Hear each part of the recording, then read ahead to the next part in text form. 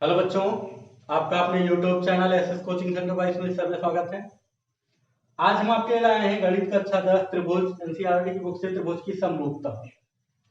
त्रिभुज की समरूपता के बारे में आज हम अध्ययन करेंगे। तो अध्ययन करने से पहले अगर अभी तक आपने हमारे चैनल को नहीं सब्सक्राइब किया है तो सब्सक्राइब कर लें, बेल आइकन भी प्रेस कर लें। लाइक एंड शेयर तब कीजिएगा जब आपको ये वीडियो अच्छा लगेगा। तो हम सबसे पहले त्रिभुज की समरूपता के बारे में जानना चाहते हैं। समरूप और सर्वांगसम ये हम पहले वाले वीडियो में क्लियर कर चुके हैं। अब हम त्रिभुज की समरूपता पे चर्चा करें तो ये भी लगभग हमने चर्चा किया था, लेकिन यहाँ पे बिंदु नोट करवाया जाए आपको। दो त्रिभुज समरूप होते हैं यदि उनके संगत कोण बराबर हो। जैसे मान लीजिए आपके पास ऐसे दो त्रिभुज बने हैं,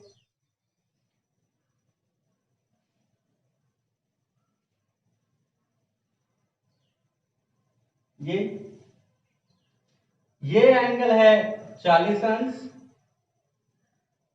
और ये 70 और ये भी 70, 40 70 और ये भी। तो अब इनके जो कोण हैं, संगत कोण, संगत कहने का मतलब क्या होता है ये भी ध्यान में रखिएगा। संगत कहने का मतलब यहाँ कोण है तो ये भी यही होना चाहिए। ये यहाँ ये कोण बन रहा है, यहाँ ये बन रहा है, यानी क्रम से होना चाहिए, उल्टा सीधा नहीं होना चाहिए। तो संगत कोण बराबर हो, यानी संगत कोण बराबर हैं तो ये त्रिभुज क्या होंगे, समरूप होंगे। दूसरा क्या कह रहा है, दो त्रिभुज समरूप होते हैं यदि उनकी संगत भुजाएं समानुपाती यानी एक ही अनुपात में हो। समानुपाती हो, समानुपाती का मतलब क्या होता है, एक ही अनुपात, यानी उनका जो रेशियो हो वो एक समान हो। जैसे मान लीजिए ये 4 है और ये 5 है और ये 6 है। फिलहाल ये 6 है तो ये भी 6 होगा, ठीक है। तो 6 का आधा ये 3 है, ये 3 है और ये 2.5। अब अगर इनका रेशियो हम देखें तो ये इनकी संगत भुजाएं होंगी 40 और 70 वाला एंगल, 40 70 एंगल 6 3 तो 6/3 और ये 40 70 एंगल, ये 40 6 3 6/3 और ये 70 70 वाले एंगल 2.5 और 5 है यानी 5/2.5। अगर इन्हें काट दें तो 2 2 सब बराबर आएंगे, यही कहलाता है रेशियो। अगर इनकी भुजाएं समानुपाती हैं तो ये दोनों त्रिभुज क्या होंगे, समरूप होंगे। तो समरूपता के दो ही प्रकार के गुण हम बताए जा रहे हैं, यानी त्रिभुज जो दो त्रिभुज दिए गए होंगे वे समरूप कब होंगे, जब उनके संगत कोण बराबर हों या उनकी संगत भुजाएं समानुपाती हों। दो ही कंडीशन हो सकता है।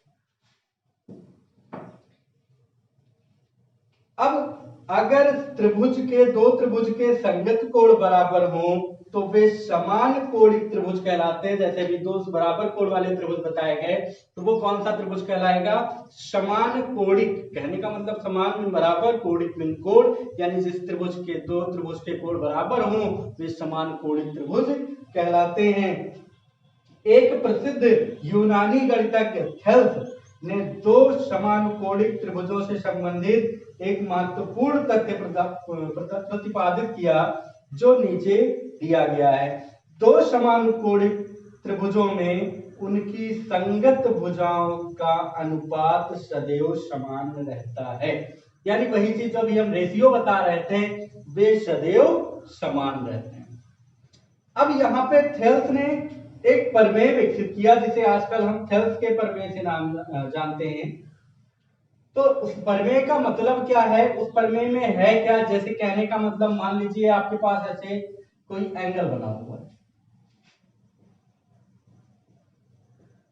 थेल्स का प्रमेय, और इसका एक और नाम है आधारभूत समानुपातिक प्रमेय। आधारभूत समानुपातिक प्रमेय या थेल्स का प्रमेय। तो इसे हम किस प्रकार समझ सकते हैं ये आप ध्यान दीजिए।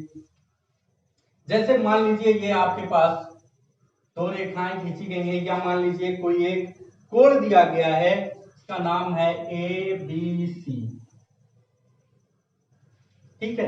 अब हमें क्या करना है, अगर प्रकार और पेंसिल का यूज आप करके बनाएंगे तो आपको क्लियर एकदम समझ में आएगा कि ये कैसे हो रहा है।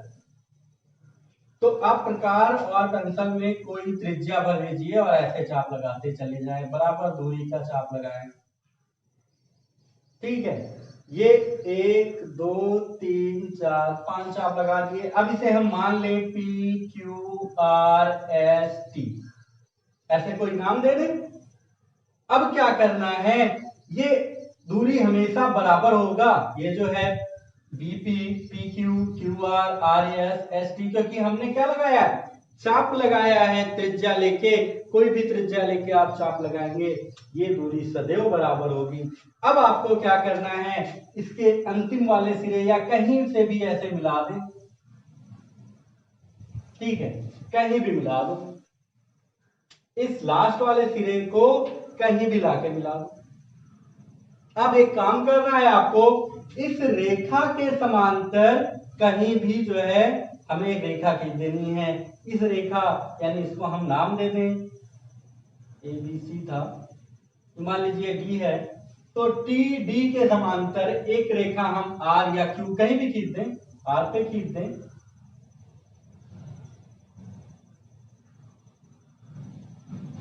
तो TD के पैरेलल हम क्या करेंगे, R पे रेखा खींच देंगे RE। अब क्या होगा ये आप ध्यान दें। अब ये जो होगा, जैसे ये 5 भाग टोटल बांटा गया, 1 2 3 4 5 भाग में बांटा गया था। 5 भाग में ये 2 भाग वाला हिस्सा है और ये 3 भाग वाला हिस्सा है। ये 3 है और ये 2 है। इधर तो क्लियर है, लेकिन ये दूसरा वाला जैसे हम इसके समांतर इसे खींचेंगे, ये भी सेवर है कि ये 3 भाग होगा और ये 2 भाग होगा, यानी ये भी 3:2 में बट जाएगा।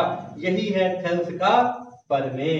तो थेल्स के प्रमेय में क्या है, जब किसी भुजा के समांतर हम रेखा खींच दे रहे हैं और ये दूरी बराबर होनी चाहिए, ये नहीं कि ये कम ज्यादा होगा, ये कम ज्यादा होगा तो फिर गलत। तो ये दूरी आपकी बराबर है, तो आप इसके समांतर कहीं किसी भी बिंदु पे रेखा खींचते हैं, तो जिस अनुपात में इधर रेखा विभाजित हो रहा होगा, उसी अनुपात में यहां भी विभाजित होगा। तो ये इस प्रकार होगा।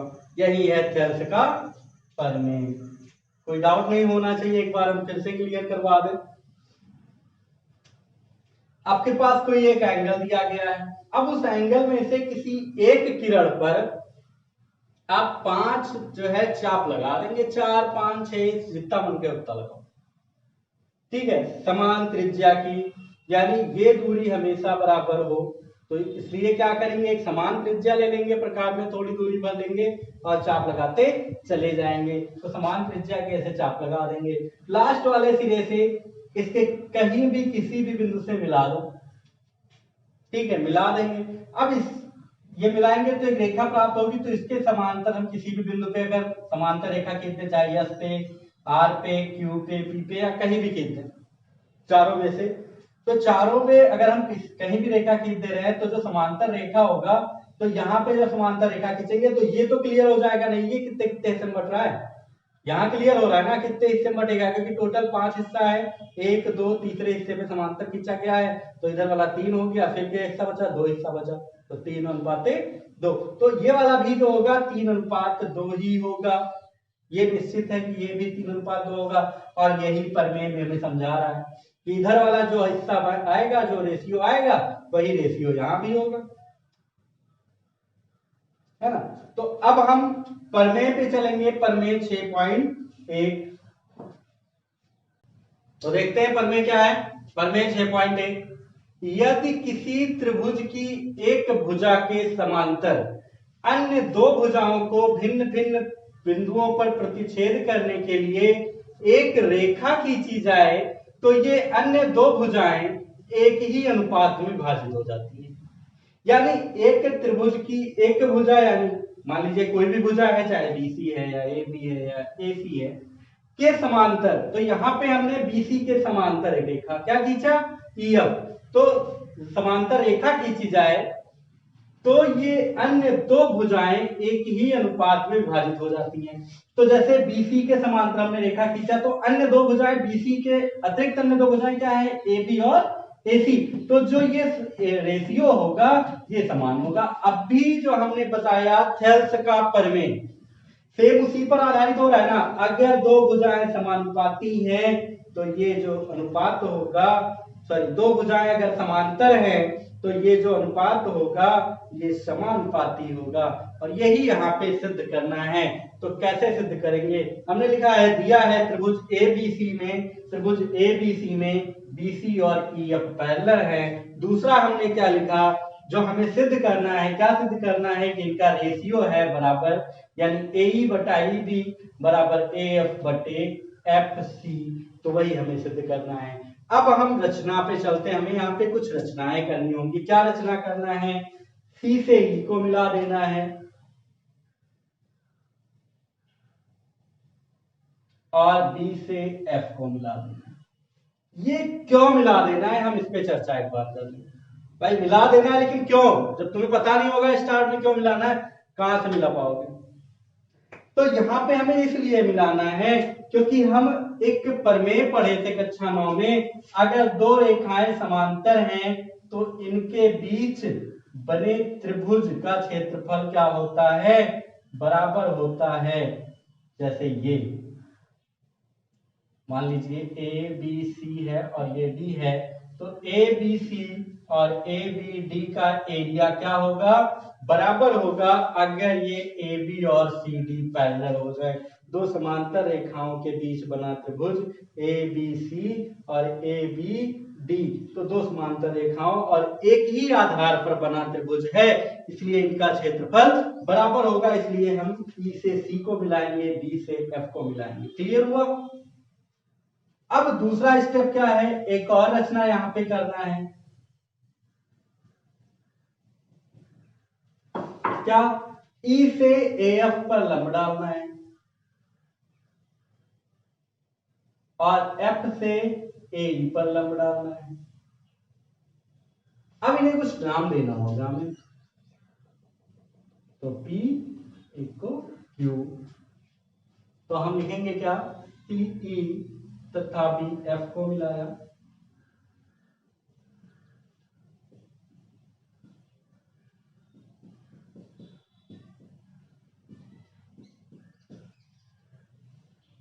और क्या किया गया है, और हमने लंब खींचा है FQ, AE पर लंब है FQ लंब AE, या A भी लिख सकते हो, कोई दिक्कत नहीं है, और EP लंब AF।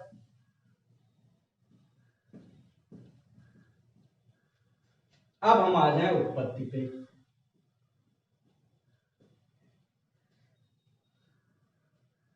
यहां पे बहुत आसानी से आप समझिए, कोई दिक्कत नहीं है।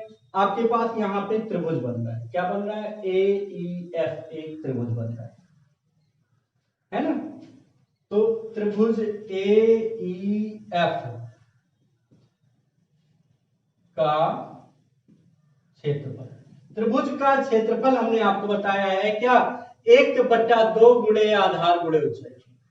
तो 1/2 गुणे आधार गुणे ऊंचाई। ऊंचाई क्या होता है, लंब वाली रेखा, जो रेखा लंब डाली जाती है वो ऊंचाई होता है, और जिस रेखा पर लंब डाला जाता है वो आधार होता है। तो 1/2 गुणे आधार गुणे ऊंचाई, यानी 1/2 आधार क्या होगा, AE और FQ ऊंचाई होगा, AE गुणे FQ।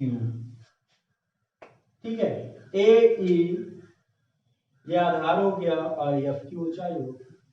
एक और हो सकता है इसी का क्षेत्रफल, अगर हम इसे ऊंचाई मान ले, इसे आधार मान ले, है ना, तो ये भी हो सकता है।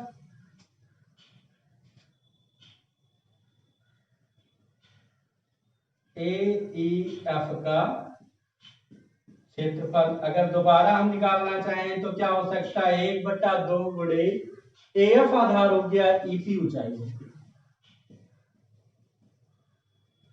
कोई दिक्कत नहीं होना चाहिए क्योंकि दोनों इसी त्रिभुज के अंदर लंब हैं, ए ई एफ के अंदर, तो हम दोनों ओर से ले सकते हैं। अगर इसे लंब लेंगे तो ये आधार हो जाएगा, इसे लंब लिया जा रहा है तो ये आधार हो जाएगा। क्यों ले रहे हैं अभी क्लियर हो जाएगा।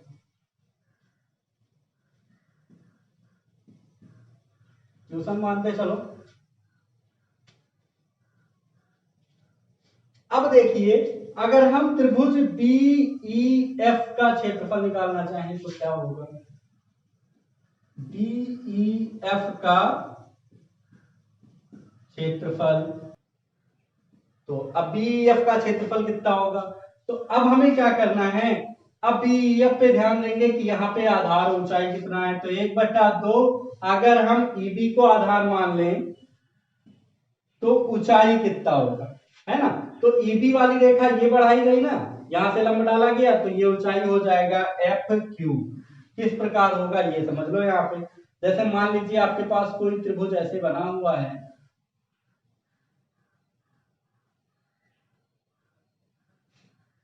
ना।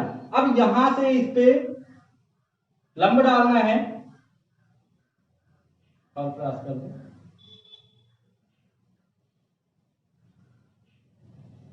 ये अगर इससे इस पे हमें लंब डालना है इस वाली रेखा पर, तो हम क्या करेंगे, इसे और बड़ा कर लेंगे ऐसे और ऐसे लंब डाल देंगे। तो इस प्रकार ये ऊंचाई हो जाएगा और ये आधार होगा, इतनी भुजा आधार होगा और ये ऊंचाई हो जाएगा। तो उसी प्रकार यहां हो रहा है, ये आधार है और ये ऊंचाई है। तो अब ये हो गया इस प्रकार।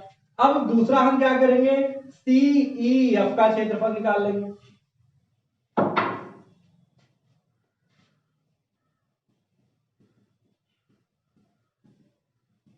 यहां पे भी ध्यान दें, सी ई एफ, इसके लिए आधार सी एफ और ऊंचाई यही हो जाएगा ई पी।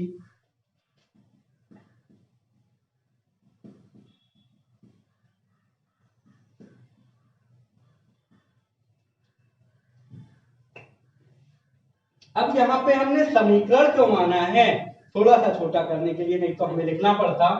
क्या करेंगे हम यहाँ पे ध्यान दीजिएगा, हम ए ई एफ का क्षेत्रफल और बी ई एफ का क्षेत्रफल बटे में लेंगे।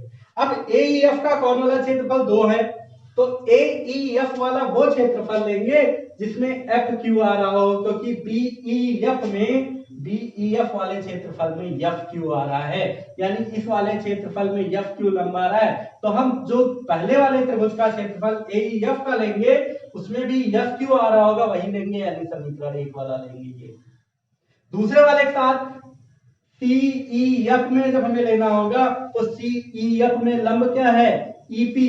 तो अब इन दोनों में जो ईपी वाले लंब वाला मतलब क्या नाम है समीकरण होगा वो लेंगे। तो ईपी वाला ये दूसरा वाला है तो दूसरा लेंगे, तो दूसरा और चौथा लेना है, पहला और तीसरा लेना है। इसे आप अलग अलग भी ले सकते थे, कोई दिक्कत नहीं है, लेकिन जब तक आप समझेंगे नहीं आप अलग अलग नहीं ले सकते। फिर से एक बार क्लियर करवा दें, ऐसा लेना है, ऐसे त्रिभुज के युग्म लेने हैं जिसमें लंब एक समान हो, यानी लंब यहाँ पे क्या है एफ क्यू और ईपी, तो एफ क्यू वाला दोनों लेना है, ये शॉर्ट ट्रिक हो जाएगा समझने के लिए, और ईपी वाला दोनों लेना है, ये शॉर्ट ट्रिक होगा, यानी बटे में कर दो इन्हें, बस आ जाएगा। तो समीकरण 1/3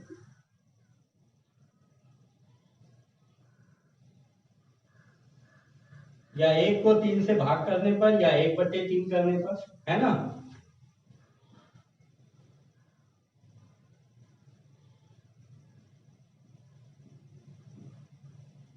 तीन से भाग करने पर क्या हो जाएगा, समीकरण 1 को 3 से भाग करने पर, तो ए ई एफ। अब बार बार अगर आपको का क्षेत्रफल नहीं लिखना है तो ए आर लिख दीजिए, क्योंकि 9th में आप पढ़ चुके हैं ऐसे, ए आर ए एफ बटे A R B E F बराबर ए एफ, ये वाला लेना है एफ क्यू, यानी 1/2 ए ई गुणे एफ क्यू बटे 1/2 ई बी गुणे एफ क्यू। अगर यहाँ ध्यान से देखें तो एफ क्यू कट गया, 1/2 1/2 कट गया, बचा क्या ए ई बटा E B.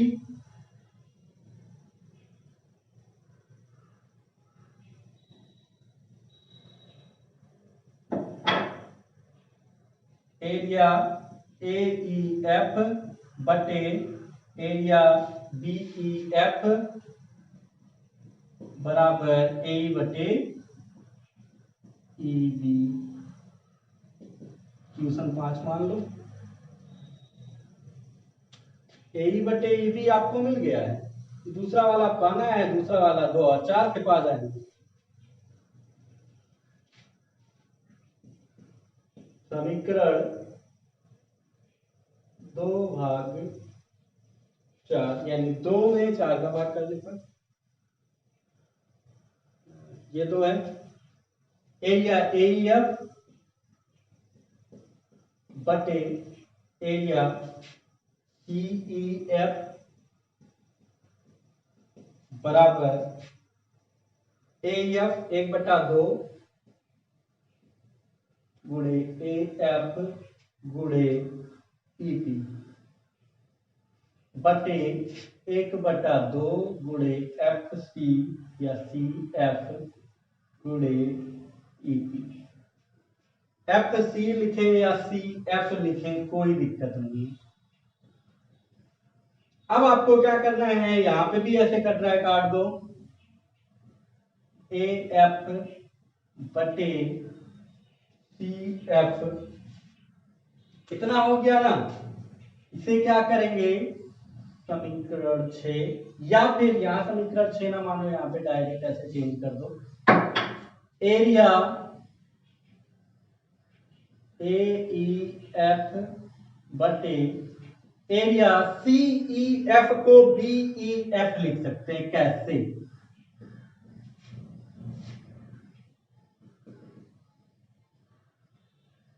Area B E F बराबर एरिया सी ई एफ। आपको भी याद होगा जब हमने रचना किया था तो हमने सबसे पहले बताया था हम सी से ई को और बी से एफ को क्यों मिलाएं।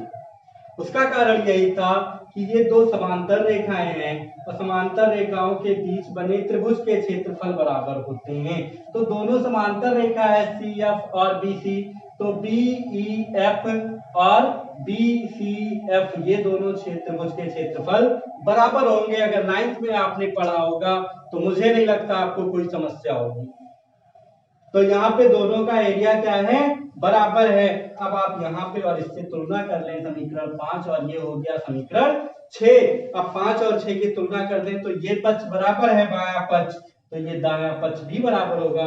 यहां से देखें तो ये 5 है तो ये पक्ष भी बराबर होगा, एलएचएस बराबर है तो आरएचएस भी बराबर होगा। तो समीकरण 5 और 6 की तुलना करने पर जगह नहीं है, डाल में हल करना।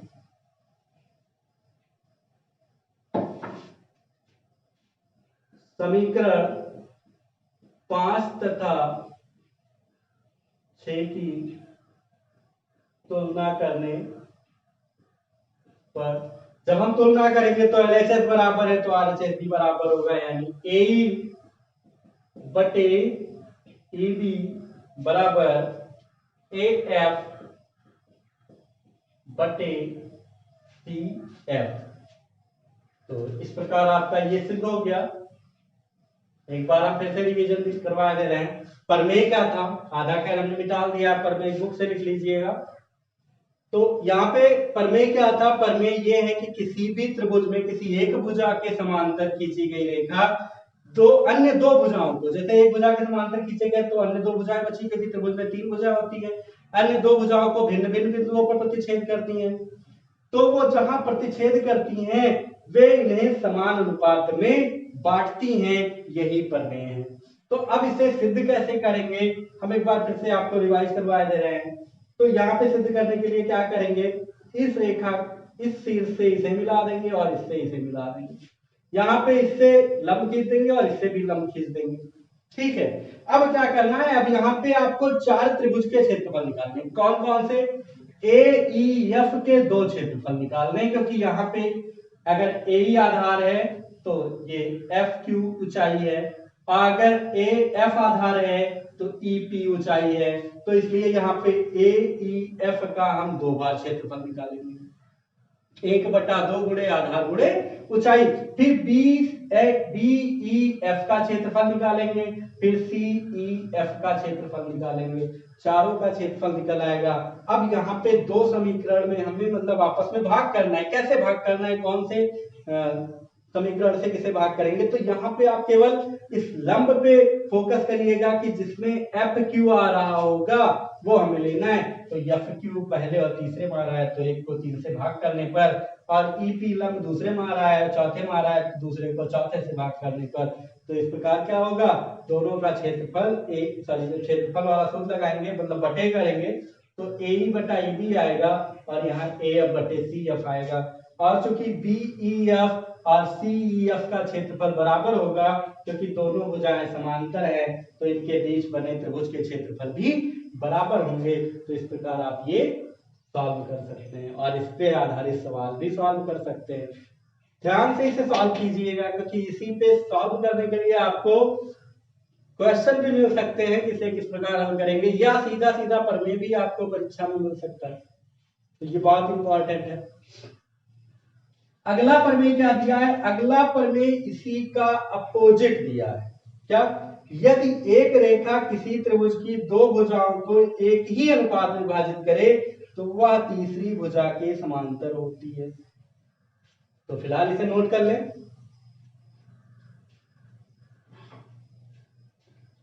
तो अब हम आपको दूसरा जो प्रमेय है वो केवल फिगर बना के आपको समझाए दे रहे हैं, बाकी कुछ नहीं, बाकी अपने आप से सॉल्व कर लीजिएगा।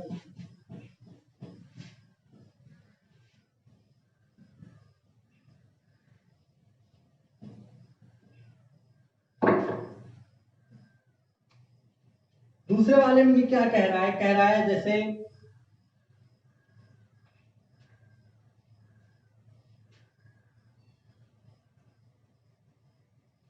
ये मान लीजिए एक रेखा है, सॉरी त्रिभुज है, इसमें कोई रेखा ऐसे खींच दी गई है, डी ई है मान लीजिए। तो ये जो अनुपात है ये समान है, यानी ए डी बटे डी बी बराबर ए ई बटे ई सी। तो अगर ये समान है तो क्या ये इस रेखा के समांतर है? बिल्कुल होगा। कैसे होगा? अभी चलिए हम मान ले रहे हैं ये इसके समांतर नहीं है, हाँ खाली ये क्या है, समान अनुपात में है।